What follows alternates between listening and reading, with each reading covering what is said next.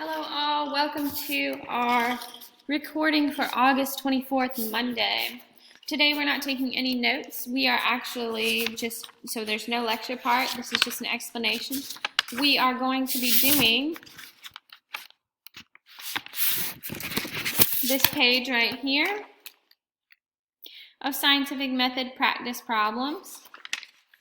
And we're going to be doing this page right here of the scientific method practice problems. So you'll be going through on your own and completing those. If you were here on Thursday and Friday, I've given you some examples and shown you how to do the very first one. If you were not, here's a quick and dirty way to do this. So it says for each question in the table below, determine the independent variable, the dependent variable, and come up with at least two constant variables. So for our question number 1, it says how much water flows through a faucet at different openings. So what is the experimenter manipulating? What are they changing? That'll be our independent variable. In this case, the scientist is changing the different types of faucet openings, so that would go in your first box. The thing that depends on what the scientist is changing is the dependent variable, and in this case it is how much water flows through our faucet. And then controlled are anything that the scientist wants to make sure are the same throughout all of the experiments. So when we've talked about this in class, some of us have come up with the water pressure. We would want to make sure the water pressure is the same for each experiment trial. And we might also want to make sure that the type of water is the same, how much we turn the faucet.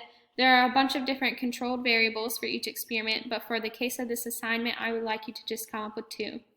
So if you will, go ahead and do the rest of the questions and then complete the back page as well. When you're done, you're going to take a screenshot or a picture of your video and upload it onto Canvas. I'll show you how to do that now. So you're going to take a picture. You're going to go, if you will, to our site. You're going to go to the assignment. We're going to have to do another one as an example. Give me 1 second. You're going to go to the modules. So you're going to go to the modules. You are going to go to whichever one you want to submit. So let's say we're going to do the ones from Friday because I won't be able to see the other ones on Student View. You're going to go to Submit Assignment. You're going to browse your computer file and pick the picture.